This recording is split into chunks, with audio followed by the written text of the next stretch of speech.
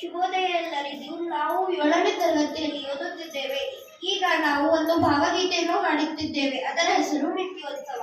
ಜೋಗದ ಸಿರಿ ಬೆಳಕಿನಲ್ಲಿ ತುಂಗೆದೆನೆ ಬಳುಕಿನಲ್ಲಿ ಸಹ್ಯಾದ್ರಿಯ ಲೋಹದ ದಿರ ಉತ್ತುಂಗರ ನಿಲುಕಿನಲ್ಲಿ ನಿತ್ಯ ಹರಿ ವರ್ಣವನದ ತೇಗ ಗಂಧ ತರುಗಳಲ್ಲಿ ನಿತ್ಯ ಹರಿ ವರ್ಣ